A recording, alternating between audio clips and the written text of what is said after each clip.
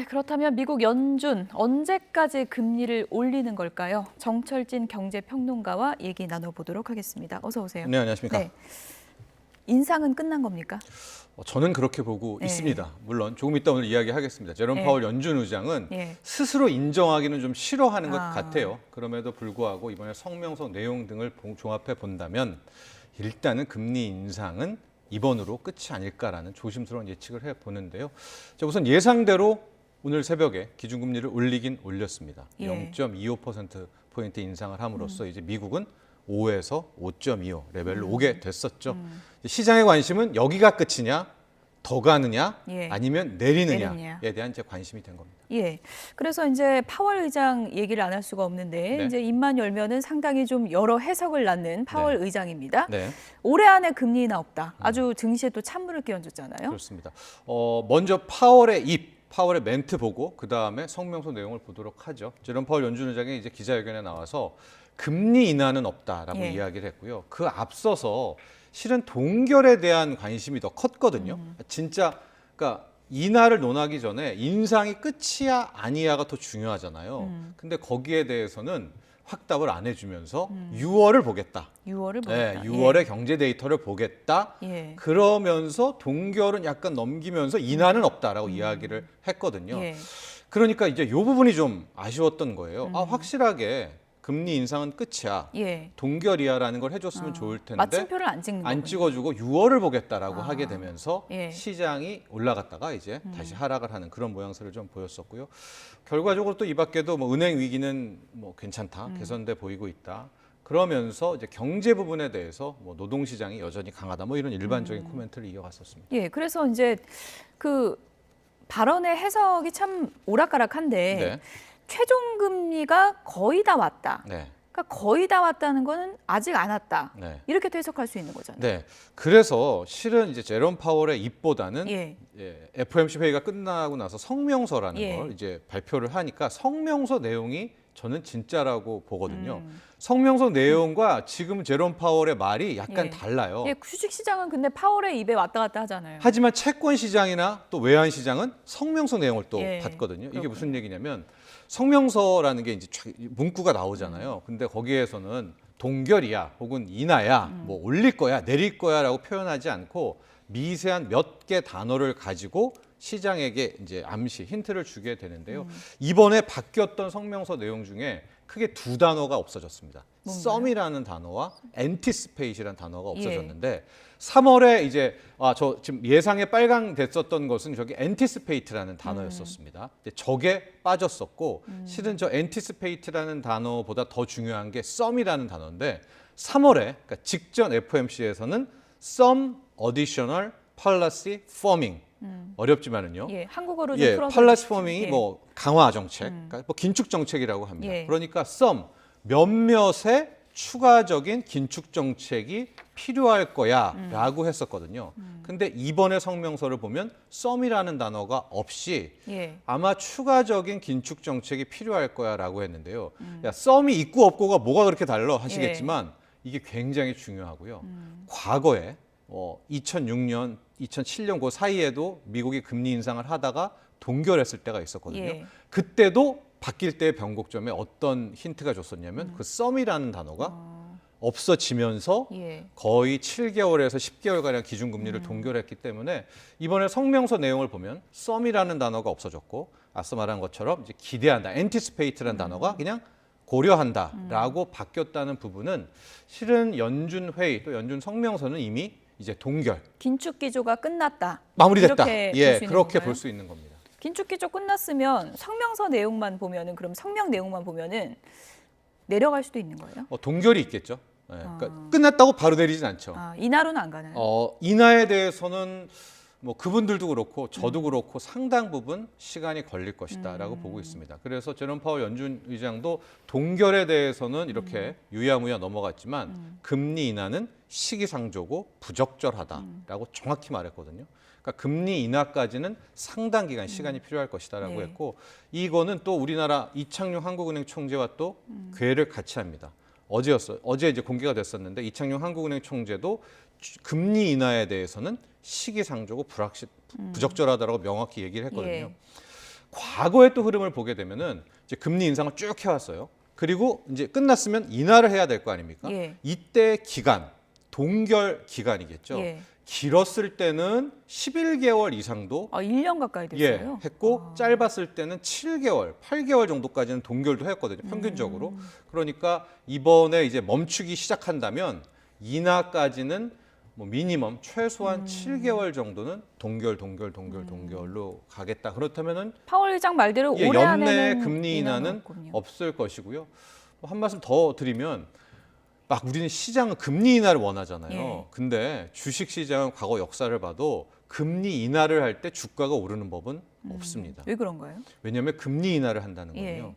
예. 왜 금리 인하를 하겠습니까? 그만큼 경제가 안 좋다라는 안 좋다는 거고요. 얘기죠. 예. 금리 인하를 할 때쯤은 이미 주가는 빠져 있을 겁니다. 그러니까 금리 인하를 하죠. 예. 그래서 오히려 주식 투자자 입장에서는 금리 인하를 바랄 게 아니라 이제 동결이 빨리 나오고 예. 동결 기간이 최대한 길어지는 거. 길어지는 예. 이 타이밍이 과거에도 보면 뭐 그게 똑같이 올해도 반복된다는 걸 말씀드릴 수는 없지만 통계상 그 동결 구간이 오히려 주식 네. 투자자에게는 좋다 이런 말씀도 함께 드립니다. 지금 전망대로라면 이제 인하는 올해 안에 없을 가능성이 없고요. 높다라는 설명이신데 네. 그런데 그 성명 내용 보면요. 올해 하반기에 경기 침체 올 수 있다. 이런 전망들이 들어 있더라고요. 네, 그렇습니다. 그러니까 왜 더 세게 못 올리느냐? 예. 여러 가지 이유가 있잖아요. 예. 첫 번째 가시적으로는 은행 위기 같은 것들도 있고 좀 이따 설명할 디폴트 문제, 법정 채무 문제도 있지만은 펀더멘탈에 조금씩 균열이 가고 있는 것도 연준도 느끼고 있는 겁니다.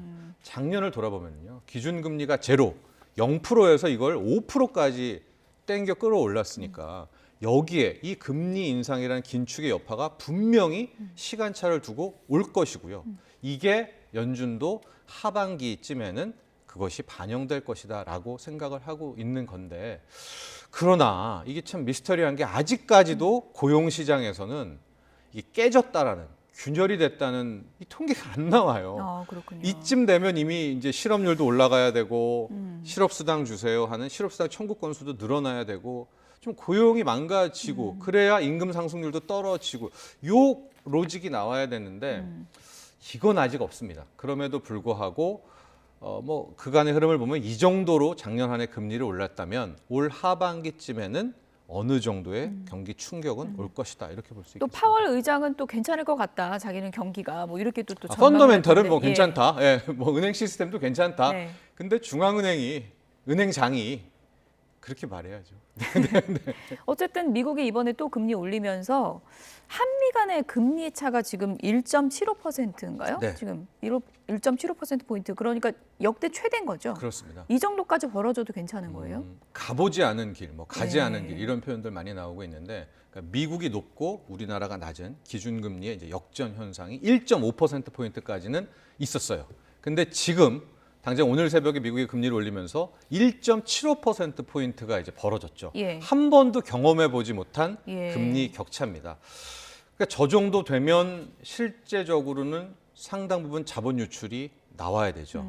그러니까 액면상으로도 미국 금리가 더 높으니까 아주 예, 쉽게 생각하면은 이자 더 주는 쪽으로 돈이 가는 거죠. 예, 달러가 예. 빠져나가야 되는데 아직까지는 그런 흐름을 보이고 있지 않고 더욱 중요한 것은 우리나라의 중앙은행 수장 이창용 한국은행 총재도 지속적으로 취임 후에 말하는 게 환율이 어떤 레벨이면은 문제, 뭐 1,300원이면 문제, 1,400원이면 문제, 혹은 미국과 우리의 금리 차가 이 정도 벌어지면 문제, 안 벌어지면 문제 아니고 그런 식으로 판단하지 않겠다.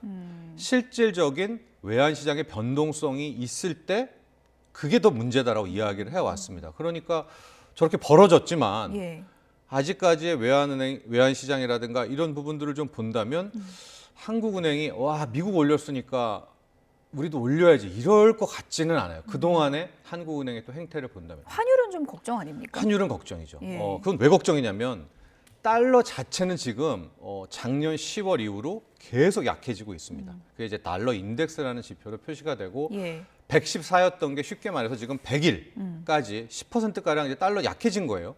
근데 이 기간 동안에 달러가 약해지면 원화는 강해져야 되는 게 정상인데 강해지는 척하다가 연초 위에 보면은 약해져요. 그러니까 달러가 약해지는데 원화는 더 약해지는 이런 현상이 나오고 있습니다. 실은 이 점이 가장 걸리는 것이고 그러니까요. 예, 이게 가장 걱정이 되고 있는데 여러 가지 요인이 있을 것 같습니다. 이제 첫 번째로는 우리 수출이죠. 예, 무역 수지 적자가 지금 14개월 연속 나오고 있고 예. 더욱 환율에 중요한 경상수지도 2개월 연속 적자가 나오고 있거든요. 예. 이런 부분들에 있어서 약간 의구심을 계속해서 외환시장에서 갖고 있는 거예요. 한국 시장 괜찮아? 그런 거 하나. 두 번째는 우리는 위안화하고 거의 똑같이 움직이는데 예. 중국 위안화도 못 살아나고 있어요. 뭐 리오프닝이다, 뭐다, 1분기 예. 경제 성장률 괜찮다 하는데 위안화도 확실한 강세가 안 나오니까 프록시 통화라고 하죠. 유사 통화인 원화도 이제 같이 빠지고 있는. 그러니까 지금 우리는 우리의 경제 펀더멘털 문제로 원화는 약해지고 있다. 이 점이 상당히 아쉽죠. 예, 달러가 약세인데 이 기회를 우리가 살리지 못하니까. 한국은행 고민이 깊어질 수밖에 없겠군요. 그렇습니다. 예. 그래도 어쨌든 동결을 이어갈 걸로 본다. 그렇게 네. 보면 될까요? 왜냐면 물가가 또 엊그제 나왔을 때 3자를 거의 14개월 만에 보지 않았습니까? 예. 3.7%로. 그래서 한국은행도 기준금리 동결에 명분이 있는 거죠. 아, 물가가 지금 벌써 3%대까지 떨어지지 않았느냐? 확실히 금리 인상 효과는 본 건가요? 그러면? 그렇게 볼 수도 있겠고요. 예. 네, 네, 그렇습니다. 예, 물가 지금 지수를 봤을 때는 동결의 명분이 되기 때문에 네. 그렇게 동결을 이어갈 가능성이 크다라고 이제 그렇습니다. 전망을 해주셨고요. 네. 미국 경제 분야 지금 또 하나 큰 변수로 등장한 게 부도 위기요? 맞습니다. 이거 무슨 얘기인가요? 이게 좀 말하자면 긴데 예. 미국은 예. 그 달러를 찍어내는 채권을 발행할 때 과거에 1971년 이전에는 금을 두고 돈을 찍어내는 거예요. 그러니까 그걸 금태환 제도라고 하잖아요. 예. 연준 창고에다가 금을 보관하고 예. 금의 일정량 비율만큼 달러를 찍어냈었는데 1971년 이후에는 그 고리를 끊어버립니다. 미국이 금태환 제도를 포기하고 우리가 알아서 달러를 찍을게라고 이야기를 했어요. 그런데 막 찍을 수는 없잖아요. 그래서 이제 이 미국에서는 어떻게 이야기를 하냐? 의회에서 여야, 민주당, 공화당이 법정 채무 한도라는 거를 협상을 합니다. 그러니까 빚의 나라 빚의 한도를 자기 의회에서 그냥 이제 결정하는 거예요. 좀 웃기는 거죠. 왜냐하면 빚을 내면 내는 건데 그걸 마치 뭔가 정교한 것처럼 그런 협상을 하게 되는데 예. 그 법정 채무 한도가 3조 달러, 5조 달러, 10조 달러 하다가 무려 31조 4천억 달러까지 한도가 올라간 거예요. 이거는 미국의 현재 빚이 4경 원이 넘게 있다는 뜻이거든요. 자, 그런데 지금 예비비까지 다 써서 정부엔 돈이 하나도 없어요. 예. 그래서 이대로 가면 6월 1일부터는 공무원 월급도 못 주고요. 이자도 못 내고 재정을 운용할 수가 없는 상황까지 며칠 안 남았네요. 며칠 안 남았어요. 예. 그럼 방법은 뭐냐? 민주당, 공화당이 다시 모여서 의원들이 저 31조 4천억 달러를 32조 자기네들이 또 올려주는 겁니다. 아. 그럼 또 룸이 나오죠. 그럼 그 룸만큼 달러 찍어내가지고 채권 발행해서 재정을 쓰면 되는데 예. 지금 왜 관심을 갖고 있느냐 하고 역대 뭐 티격태격해서 통과를 시키지만 공화당이 안 해주는 공화당이 거잖아요. 안 해주거나 굉장한 목리를 부릴 가능성이 있죠. 왜냐하면 이제 곧 대선이 다가오니까. 예. 그래서 만에 하나 정말 공화당이 끝까지 안 안 한다, 해주면. 안 해준다 예. 하면은 기술적인 부도, 테크니컬리 디폴트가 납니다. 국채 뭐 이자 못 내주죠. 돈이 없는데. 예. 그래서 가능성은 높진 않겠죠. 어, 디폴트 가능성은. 예, 디폴트 가능성은 낮죠. 왜냐하면 어떤 식으로든 처리를 하고 예. 낮다 치더라도 그 다음날 아마 협상을 해서 올려줄 텐데 바이든이 꺼낼 수 있는 비상카드가 뭐가 있는 거예요? 거의 없죠. 바이든은 여기서는 뭐 할 수밖에 예를 들어 없는데 국채 발행 같은 거는 독단적으로 안 결정이 되죠. 안 예, 됩니까? 의회에서 결정할 수밖에 없죠. 예. 수정 헌법을 고쳐야 되는 그런 수밖에 예. 없는데 과거에는 어떤 것 때문에 지금 두려워하냐면 2011년에는 지금보다 더 치열하게 싸웠었거든요. 안 해줘, 해줘, 예. 안 해줘. 그러다가 막판에 진짜 밤샘 토론 끝에 타결이 됐어요. 그때가 오바마 전 대통령 맞습니다. 때인가요? 2011년 예. 오바마 대통령 때요. 그러니까 타결이 됐으니까 뭐 주식 투자자나 다 아유 타결됐네. 이제 예. 기쁘게 끝났는데 12시간인가 15시간 후에 세계 3대 신용평가사 중에 하나였던 스탠다드 앤 푸어스 S&P가 예. 그걸 지켜보고 있다가 예. 이거 진짜 너무하네. 미국이라는 나라가 이런 거 가지고 전 세계를 들었다 놨다 하냐 한 말이야 하면서 2011년 당시에 미국의 신용 등급을 강등시켜 버립니다. 그러니까 S&P 기준으로는 트리플 A가 아닌 거예요, 미국 국채가.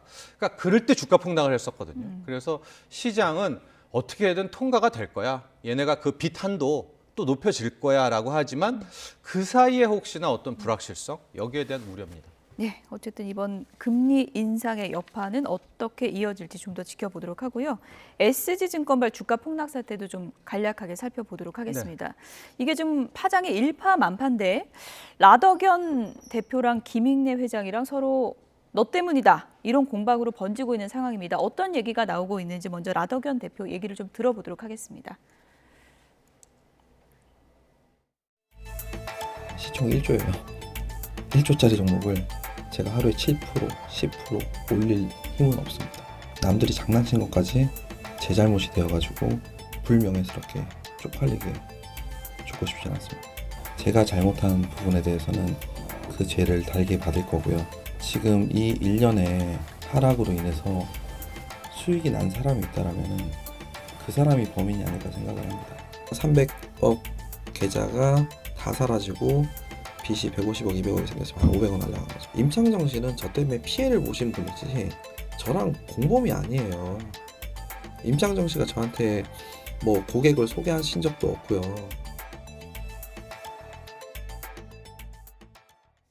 네, 수익이 난 사람이 있다면 그 사람이 범인이 아닐까. 그러니까 김익래 회장을 겨냥해서 한 말이겠죠? 그렇습니다. 이제 이번 사건의 이슈가 뭐 그동안은 워낙 그런 연예인들에 포커스를 맞췄다면 이제 대주주로 넘어갔다. 이렇게 예. 총평을 할 수가 있겠습니다. 이게 무슨 얘기냐면 이번에 8개 종목에 작전이 걸렸잖아요. 예. 근데 그 8개 종목에 원래 대주주가 있을 것 아니겠습니까? 그렇죠. 그런데 그 대주주는 자신의 회사의 주가가 5배, 10배, 15배 그 이상 올랐을 때까지 뭘 했을까? 이제 그런 궁금증이 생기죠. 예. 우리가 주식 투자를 100만 원만 해도 내 주식이 어떻게 됐나 매일 볼 텐데 그러니까요. 거의 1년 반, 2년에 걸쳐서 저 대주주의 자기 회사 주식이 10배가 오르는데 몰랐을까? 바로 이런 궁금증 사이에 그 라더견 씨라는 사람이 이번에 작전의 주범은 다우데이터라는 그러니까 키움증권에 속해 있는 그 그룹의 회장이죠. 이 다우 키움그룹의 김익래 회장을 콕 집어서 이야기를 했고요. 그 이유는 이 김익래 회장이라는 사람이 다우데이터의 주식을 한 26% 정도를 갖고 있는데 네. 사건이 발생한 게 4월 24일이었잖아요. 4월 20일 그러니까 최고점에서 3% 정도입니다. 그러니까 자신도 아직도 23% 갖고 있죠. 예. 600억을 이제 매도를 했고 이게 주가 폭락의 근원이다. 그래서 돈 번 사람은 600억을 팔았으니까 뭐 제가 매입 단가, 매도 단가를 조사는 안 해봤지만 기본적으로 주가가 4배 이상 올랐다고 치면 뭐 300억 이상의 400억 가까운 차익을 받겠죠. 그 김익래 회장이라는 사람이. 그러니까 돈 번 사람이 범인 아니냐라는 게 라더견 씨의 주장인 것이고 예. 이에 대해서 이 키움그룹의 김익래 회장은 명예훼손으로 고소하겠다.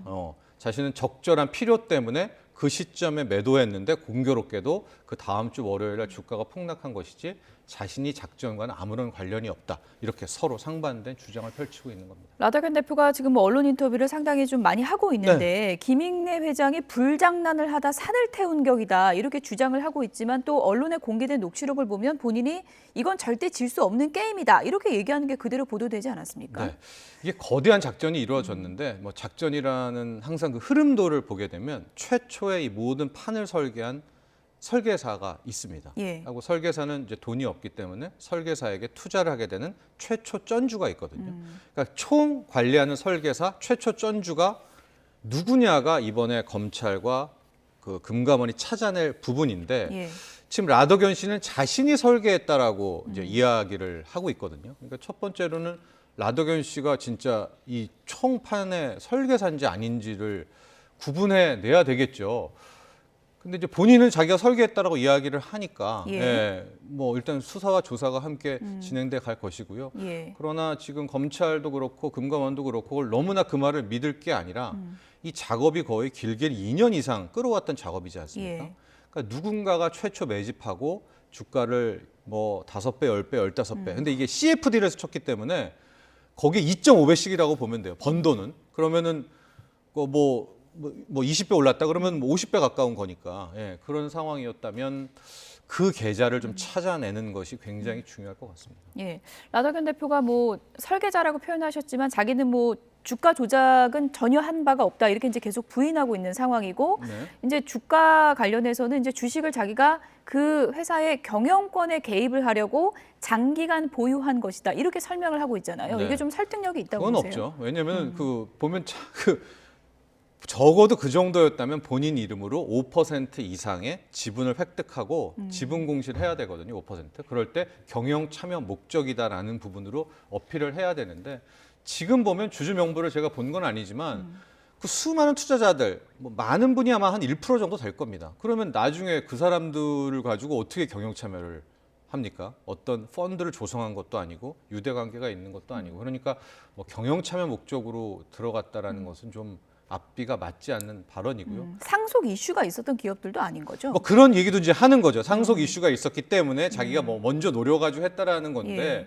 상속이라는 건요. 그 누가 죽어야 되는 거잖아요. 그리고 그렇죠. 생과 사의 문제를 네. 뭐 어떻게 합니까? 예, 뭐 그런 작업을 미리 뭐 이룰 수는 있겠지만 그 역시도 저는 적절한 대답이라고 보지는 않습니다. 결국 이거는 빨리 검찰과 꼭 들어가서 계좌를 싹 다 털어야죠. 그 2년 전부터. 예. 그리고 A가제, B가제의 돈 뭐 이런 건 이제 앞으로 계속 살펴볼 문제가 많이 있습니다. 그래서 아직 핵심은 드러나지 않았다. 이렇게 저는 보는 아니라고 거군요. 보고요. 예. 또그 마치 지금 포커스가 어떤 연예인들 또 그 투자자를 모집했던 뭐 의사 중에 누구 스피커.